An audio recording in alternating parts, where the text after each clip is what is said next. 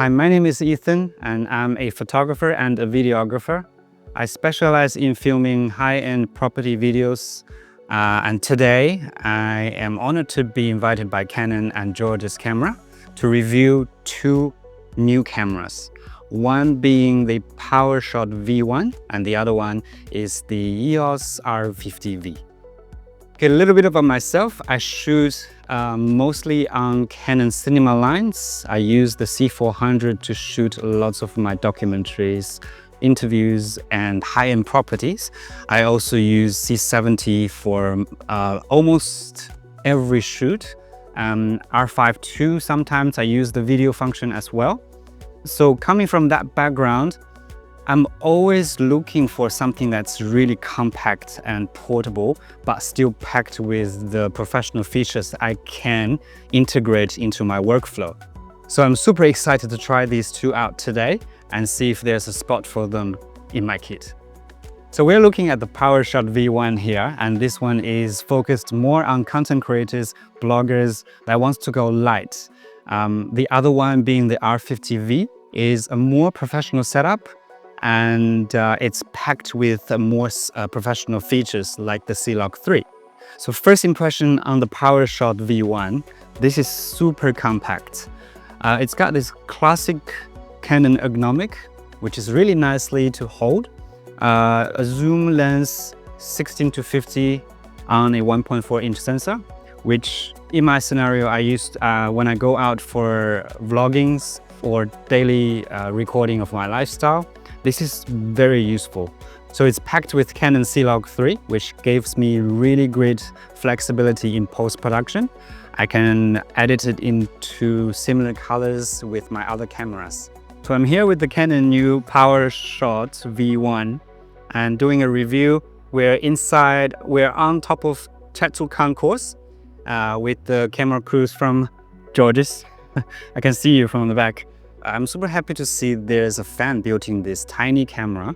You know, in Australia, in 35-degree weather, when you're shooting outside, you'll be worried about whether your camera will go overheat and stop working on you. But you don't have to worry about it. And you have the option to turn it on and off. So if you're filming in a quieter place, you won't be distracted by the noise coming out of the fan. It uses dual pixel CMOS AF2 and it has face detection autofocus. It tracks pretty nice and the dynamic range looks really good on the screen. So you can see the bright sky behind me and you can also see my face.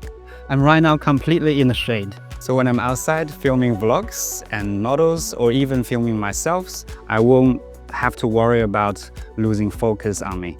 So for daily vloggings and something that's casual, I don't want to have to worry about post-production or editing. This camera comes with 14 color filters. You can use them on your photos and videos so that when you take the footage or photos, you can see exactly what it looks like. So if you want to save time in post-production, you could just use those color filters. Or if you want to show your client what it looks like or might look like after post-production, you can show them with the built-in color filter. The grip feels really nice to hold. It's comfortable and it's not slippery at all. I can hold it like this to do selfies and I know it will stay in my hand. The focal length on this camera is from 16-50, which is super versatile. I can use the 16 end for my vloggings or filming anything in a tight space, architectures, or even real estate. And the classic 50mm is perfect for your portrait or street photography. The aperture ranges from 2.8 to 4.5. f2.8 gives you nice blur background if you want that sort of cinematic feel. It also can allow you to shoot in low light situations. So if you're shooting on a sunny day on a f2.8 aperture, it will normally be very hard to tone down the shutter speed. But this camera comes with a built-in 3-stop ND filter, so you can adjust to all different kind of lighting scenarios and still make your footage look cinematic. So just testing out the ND function again.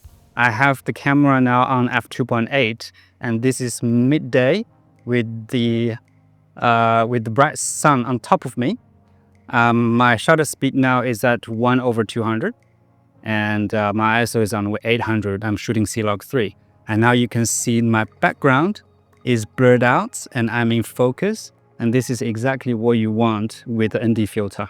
It can also shoot in 4K 60p, which gives you that buttery smooth motions, and you can also slow down in post and make it look really, really cinematic. So if you're a content creator, a vlogger, or someone who just wants to record your daily life but don't want to use your phone, this will be a perfect choice for you. It's got so many features packed inside this tiny little body, so when I take it out to shoot, I actually don't feel like I'm working, which is a good thing. It's got great connectivity. You can connect it to your phone via Canon's mobile app. This is very useful when you're outside trying to film yourself. You can mount it on a tripod, open your camera app, and frame yourself and even record on the mobile app. This camera is packed with a 1.4-inch sensor, which is the only one in this category. The benefit of having a 1.4-inch sensor is that you can gather more light, so it has better low light performance, and also you get more details coming inside a sensor, so your picture will look better. Although this is a video-centric camera, it's also packed with a 22.3 megapixel sensor, which is great for photos as well. If you want to crop it in or reframe your shots, this will get it covered. One great feature I love about this camera is that you can just charge this with the USB-C cable, and that saves so much trouble. Now let's look at the R50 V, which I'm super excited about. This camera is almost the same size as the PowerShot V1. It's got the same kind of grip. It feels really nice on the hand.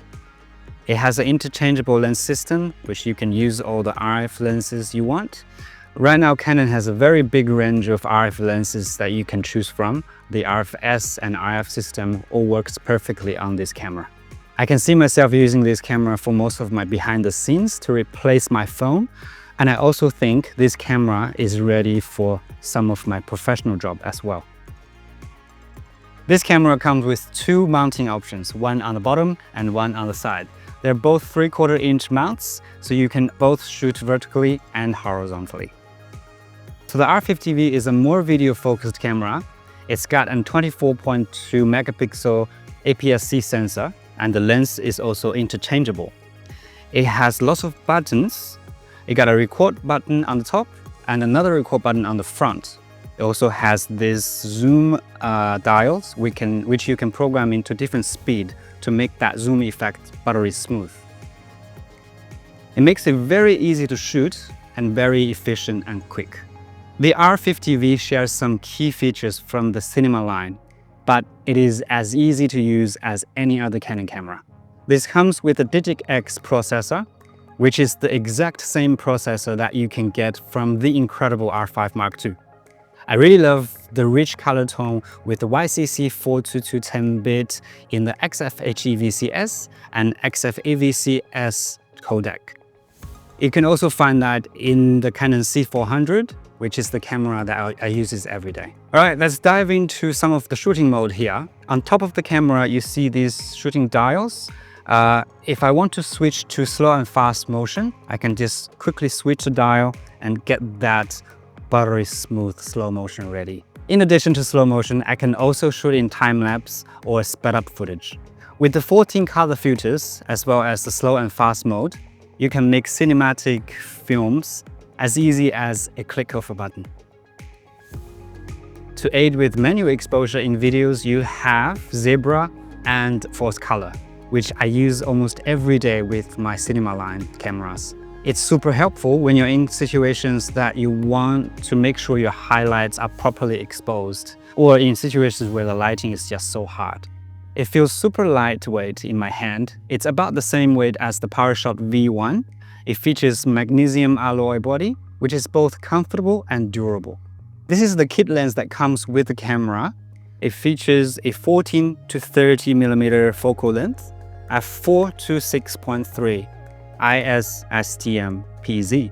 It's the first of all the Canon lenses that has built-in power zoom function that's also controllable by the body itself.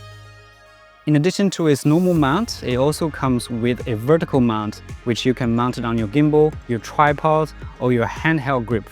So you can also shoot the video in vertical mode, especially when you're walking around.